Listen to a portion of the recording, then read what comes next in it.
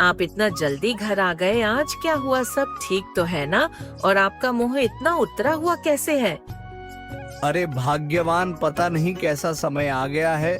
आजकल लकड़ियों का एक भी गट्ठा नहीं बिक पाता है। जब से ये गैस वाले चूल्हे आए हैं, लकड़ियों को खरीदता ही नहीं है। हाँ जी, दीपावली भी आने को है और घर में बिल्कुल भी घर खर्च के पैसे नहीं है। आप अपने दोस्त अनिल से काम के लिए क्यों नहीं पूछ लेते? वो तो शहर में किसी सेठ के यहाँ काम कर रहे हैं ना, शायद कोई काम मिल जाए आपको भी। हाँ, तुम सही कह रही हो। मैं आज अनिल भाई के पास जाकर बात करता हूँ। अगर कोई काम मिल जाए तो अच्छा रहेगा। इतना कहकर श्याम अनिल के घर की ओर निकल पड़ता है।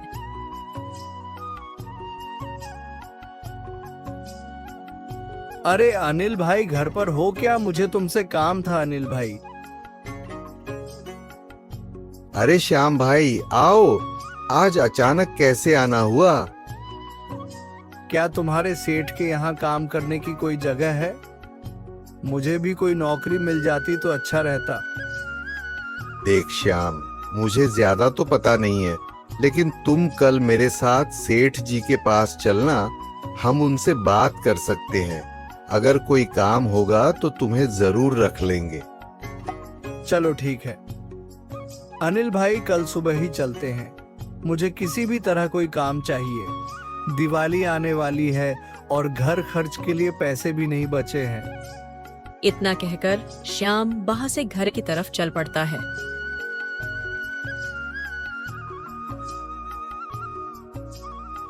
अरे श्याम भाई, आगे तुम चलो, फिर सेठ जी के पास चलते हैं। हाँ अनिल भाई, चलो चलते हैं।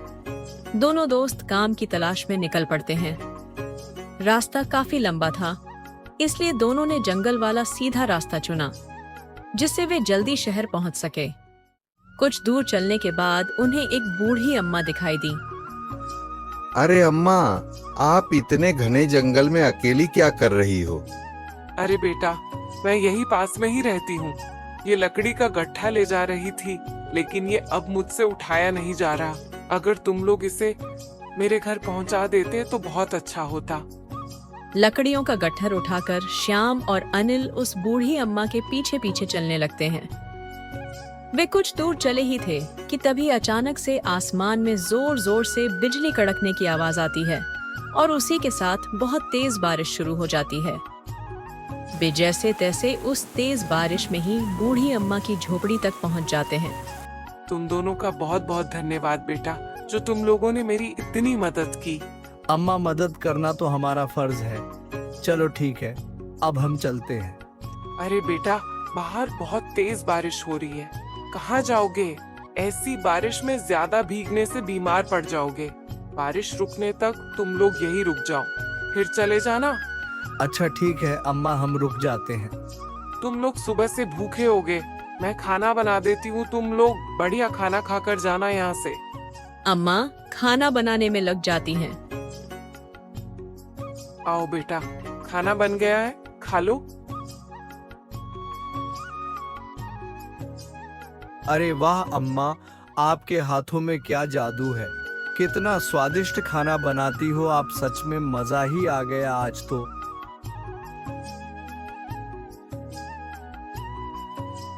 वैसे तुम दोनों इस घने जंगल में कहाँ जा रहे थे बेटा? अम्मा, बहुत दिन से मुझे कोई काम नहीं मिल रहा था, तो शहर में कुछ काम खोजने जा रहे थे। अब हमें आज्ञा दीजिए अम्मा, अब हम निकलते हैं। तुम लोग बहुत ही नेक दिल के हो। अच्छा रुको बेटा, मैं अभी आती हूँ। कुछ देर बाद बूढ़ी अम्मा अंदर से एक संदूक लेकर आती है।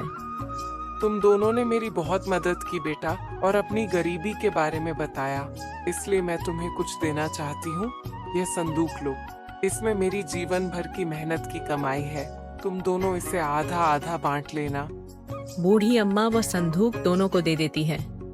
जैसे ही दोनों उस संदूक को खोलते हैं, उनकी आंखें खुली की खुली रह जाती हैं, क्योंकि वह संदूक सोने के सिक्कों से भरी हुई थी। अरे अम्मा, इतने सारे सोने के सिक्के।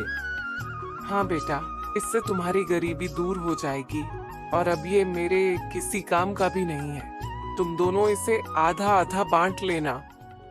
अम्मा, इस कीमती उपहार के लिए आपका बहुत बहुत धन्यवाद। अब हम चलते हैं। संदूक लेकर दोनों दोस्त घर के लिए निकल जाते हैं। आज दोनों दोस्त बहुत खुश थे। उनके हाथ जैसे एक खजाना लग गया था। दोनों चलते चलते सपने बुनने लगते हैं।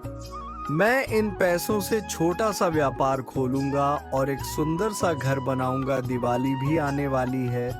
अपनी पत्नी के लिए सुंदर सी साड़ी और अपनी बेटी के लिए नए कपड़े, किताबें और ढेर सारे खिलौने खरीदूंगा।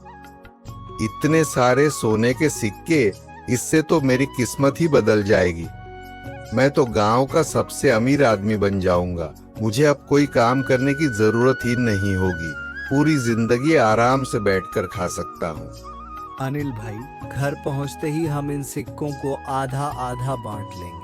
इन सिक्कों को आधा आधा करना यानी मेरे सपनों को आधा आधा बांटना, ऐसा मैं कभी नहीं होने दूंगा। मुझे सारे सिक्के चाहिए। चलते चलते दोनों एक नदी के पास पहुंचते हैं। नदी के पास पहुंचते ही अनिल के दिमाग में एक तरकीब आती है। वह श्याम को धक्का मार के नदी में गिरा देता है। अनिल भाई, बचाओ मुझे, मैं नदी में गिर गया। अरे श्याम, तुम इस नदी में गिरे नहीं हो, बल्कि मैंने तुम्हें धक्का दिया है ताकि सारे सोने के सिक्के मेरे हो जाएं और मुझे बांटना ना पड़े। अरे अनिल भाई, ये सारे सिक्के तुम ही रख लेना, लेकिन मुझे बचाओ, मुझे बाहर निकालो यहाँ से। अनिल श्याम की कोई बात नहीं सुनता और वहां से सोने के सिक्के से भरा संदूक लेकर भाग जाता है। अनिल शाम होते होते गांव पहुंचता है। वह देखता है कि राधा घर के दरवाजे पर खड़ी श्याम की राह देख रही है। अनिल भैया, श्याम जी घर नहीं आए। वो कहाँ रह गए? वो भी तो आपके साथ गए थे। वो ठीक तो है ना? वो कब तक आएंगे? मुझे समझ नहीं आ रहा कि वह कहाँ है। हाँ राधा बहन, हम साथ ही गए थे। सेठ जी ने उसे कल काम पर आने भी बोल दिया था। इसके बाद श्याम वहां से चला गया था। पता नहीं कब तक आएंगे वो घर। वह सुबह तक आ जाएगा। ठीक है अनिल भैया, मैं सुबह तक इंतजार करती हूँ। अनिल अपने घर चला जाता है। रात को वह उस संदूक को अलमारी के पीछे छुपा देता है और सो जाता है। उधर राधा ने पूरी रात अपने पति के इंतजार में गुजार दी। सुबह हो चुकी थी। सूरज अपनी चरम सीमा पर था, लेकिन श्याम अभी तक घर नहीं आया था। राधा परेशान होकर अनिल के घर जाती है। अनिल भैया, ओ अनिल भैया, श्याम जी अभी तक घर नहीं आए। मुझे समझ नहीं आ रहा कि वह कहाँ गए। वह ठीक तो होंगे ना? अनिल परेशान होने का नाटक करता है और कहता है, आप चिंता मत करो राधा बहन, मैं अभी जाकर श्याम का पता लगाता हूँ और उसे अपने साथ लेकर आता हूँ। अनिल झूठा दिलासा देकर वहां से चला जाता है और एक पेड़ के नीचे आराम करने लगता है। राधा बहन, अब श्याम तो कभी लौट कर नहीं आ सकता है। थोड़ी देर यही बैठता हूँ, फिर जाकर राधा बहन को कह दूंगा कि श्याम को बहुत खोजा, लेकिन वह अब कहीं नहीं मिला। फिर सारे सिक्के बेच के इस गांव का सबसे अमीर आदमी बन जाऊंगा। थोड़ी देर बाद वह श्याम के घर जाता है और राधा से कहता है, राधा बहन, मैंने श्याम को बहुत ढूंढा, लेकिन वो मुझे कहीं भी नहीं मिला। पता नहीं वो कहाँ चला गया है। इतना कहते ही श्याम राधा के पीछे से आता है। श्याम को जिंदा देखकर अनिल के पैरों तले जमीन ही खिसक जाती है। अरे श्याम भाई, तुम यहाँ कैसे? क्यों अनिल भैया, मुझे यहाँ देखकर तुम खुश नहीं लग रहे? अनिल कोई जवाब नहीं देता और डर जाता है। श्याम ने तो राधा बहन को सब बता दिया होगा। मुझे यहाँ से जल्दी निकलना पड़ेगा। घर वालों के साथ सोने से भरी संदूक को लेकर यहाँ से कहीं दूर निकल जाऊंगा। यह श्याम मेरा कुछ नहीं बिगाड़ पाएगा। अनिल बिना कुछ बोले वहाँ से चला जाता है। हे भगवान, ये सब कैसे हुआ? श्याम आखिर बचा कैसे? इसको तो तैरना भी नहीं आता था। मुझे आज ही इस गांव को छोड़कर भागना होगा। अनिल संदूक देखने जाता है और उसे खोलता है। हे भगवान, ये सब कैसे हुआ? मेरे सोने के सिक्के कहाँ गए? इसमें तो सिर्फ कंकड़ भरे हैं। कहीं यह सब श्याम ने तो नहीं किया? अनिल यह सब सोच ही रहा था कि तभी बूढ़ी अम्मा वहां प्रकट होती है। अनिल बूढ़ी अम्मा को देखकर हैरान हो जाता है। अम्मा, आप यहाँ कैसे? अपनी गंदी जुबान से मुझे अम्मा मत कह दुष्ट। तुमने अपने दोस्त के साथ इतना बुरा काम किया, यही तुम्हारी कर्मों की सजा है। मैं सब समझ गया। अम्मा, कृपया मुझे माफ कर दीजिए। मुझसे बहुत बड़ी भूल हो गई। मैं लालच में आ गया था। तुमने इन सोने के सिक्कों के लिए अपने बचपन के दोस्त को मारने की कोशिश की, तो बोलो, अब ना तुम्हारे पास सोने के सिक्के हैं और ना ही तुम्हारा वो बचपन का दोस्त। तुमने अपने दोस्त के साथ जो गलत किया, उसका फल तुम्हें मिल गया है। यही तुम्हारे कर्मों की सजा है। अब इससे भुगतो। इतना कहकर बूढ़ी अम्मा वहां से चली जाती है। अनिल अब पछताने के अलावा और कुछ नहीं कर सकता था। दूसरी ओर श्याम सोच रहा होता है, मैं क्या करूं? राधा को अगर मैं सब कुछ बता देता हूं तो वह तो अनिल को पुलिस के हवाले कर देगी, और अगर ऐसा हुआ तो उसके बीवी बच्चों का क्या होगा? वो तो बेचारे भूखे मर जाएंगे।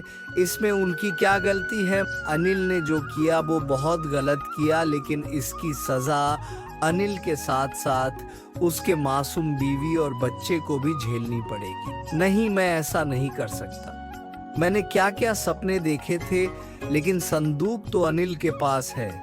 मेरे सपने अब कभी पूरे नहीं हो पाएंगे।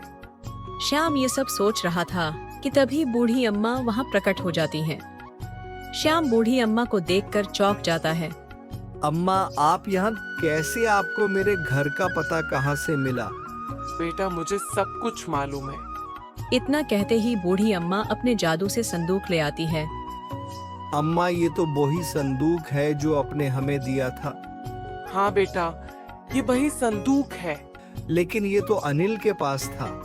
हाँ बेटा, लेकिन अनिल को जो मिलना था वो उसको मिल चुका है। सोने के सिक्कों के असली हकदार तुम हो। ये संदूक अब तुम्हारी है। इतना कहकर बूढ़ी अम्मा वहां से चली जाती है। ये बूढ़ी अम्मा कौन थी? पता नहीं राधा, मुझे लगा था ये एक आम इंसान, लेकिन शायद ये एक फरिश्ता थी। अब हमारे सारे सपने पूरे हो जाएंगे। हाँ राधा, भगवान हमेशा गरीबों की सुनता है। अब हम एक खुशहाल जीवन जी सकते हैं। Yeah.